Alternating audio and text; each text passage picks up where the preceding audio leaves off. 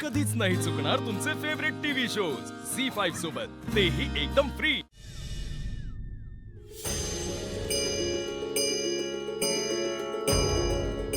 अहो विसरा ना सगळं आता. शांत व्हा बरं.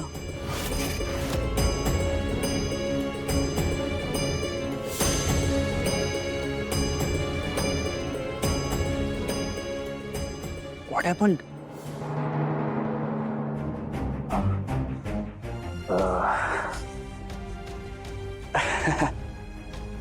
मानलेले फादर, कूल डाऊन. अहो आता तुम्हीच असं वागायला लागलात तर आपण किसके तरफ देखेगा. फादर जरा शांत व्हा. मी शांतच आहे. ओ माय गॉड, हे शांत असून आहे तुमचं? मग चिडल्यावर काय करता तुम्ही? फादर, इतना हर्ट नहीं होने का, चलता है. देखो दुनिया बहुत बड़ी है और लोगों की मेमोरी एकदम शॉर्ट टर्म. लोग विसरता तो लगेच. मी नाही विसरत कधीच. वाह, खल्लास. हे आवडतं आपल्याला. बरं ते जाऊ दे. पण एक गोष्ट माझ्या लक्षात नाही आली हो. त्या कार्यक्रमात झालेला तुमचा इन्सल्ट और भैरवी, ये क्या कनेक्शन है?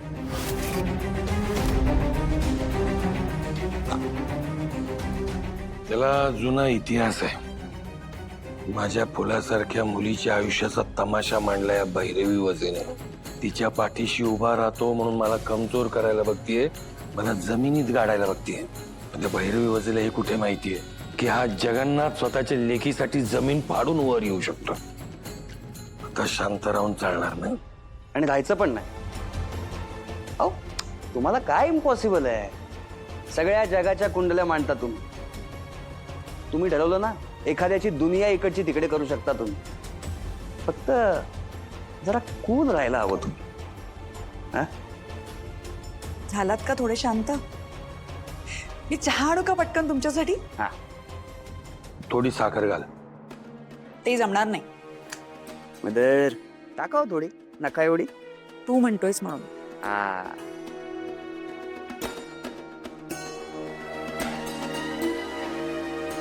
ओके फादर, ते सगळं जाऊ दे आता.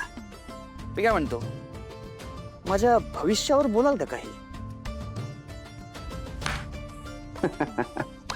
खरं तर ना, हात आणि फेस रिडिंग याच्यावरनं काही गोष्टींचा अंदाज बांधता येतो. पण जर कुंडली समोर असेल तर माझे अंदाज चुकत नाहीत. बर. ज्या दिवशी तुझी भेट झाली त्याच दिवशी तुझी कुंडली मांडली. एका वाक्यात तुझं भविष्य सांगू? सांगा.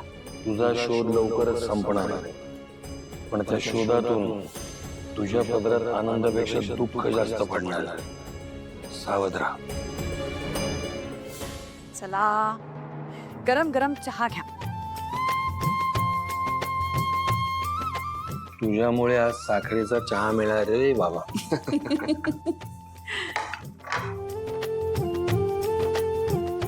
चला, साखरवाल्याच्या मुळे तोंड गोड झालंय ना. डोकं शांत झालं का जरा?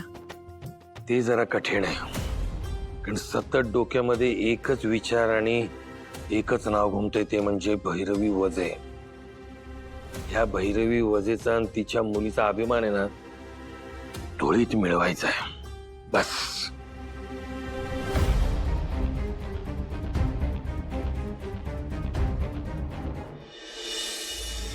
येस ऑफकोर्स, तुम्ही बोलताय ते ऍब्सोल्युटली करेक्ट आहे. एकदा का तारा ही कॉम्पिटिशन जिंकली की तारासाठी वेगवेगळ्या अपॉर्च्युनिटीजची दारं उघडतील.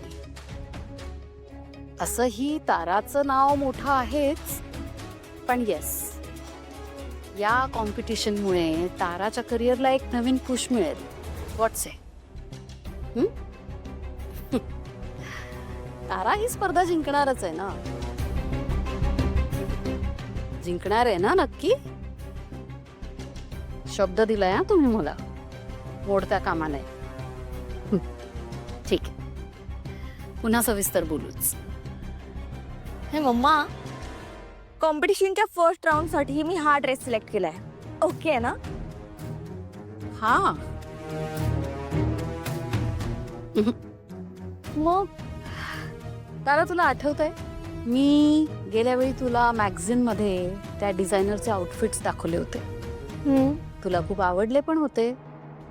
Same designer is ready to sponsor all your outfits. Wow, मस्त. कारण त्यांना माहिती आहे ते एका विनरचे आउटफिट स्पॉन्सर करताय. तारा,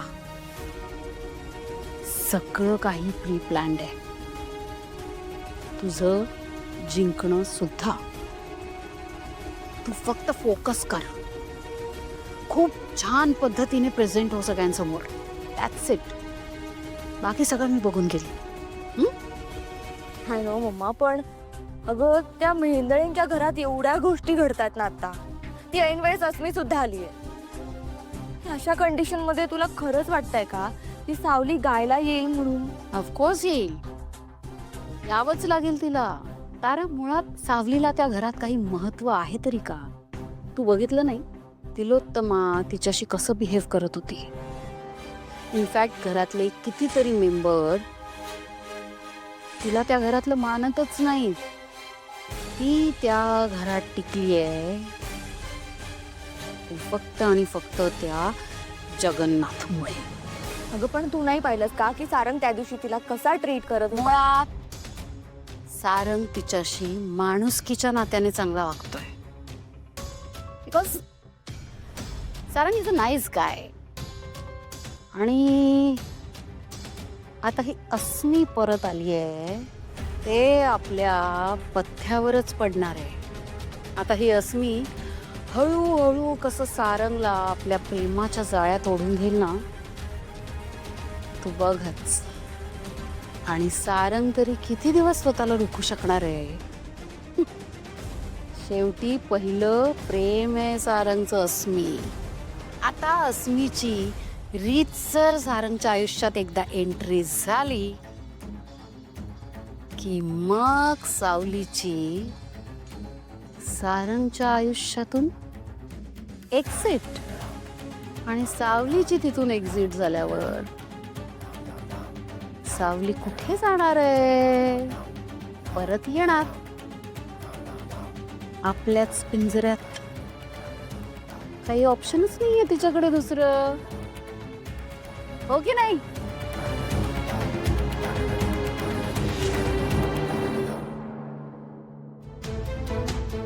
दादा, जे काही झालंय ते बरोबर नाही आहे. सावली वहिनीवरती या आधी सुद्धा संशय घेतला गेला होता.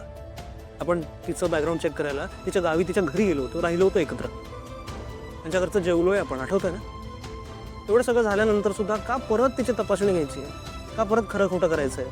उद्या कोणी येईल आणि तिच्यावर संशय घेईल, त्यांचं ऐकायचं आपण? हे बरोबर नाही आहे दादा. झी5 ॲप डाउनलोड करा आणि पहा सर्व एपिसोड्स एकदम फ्री.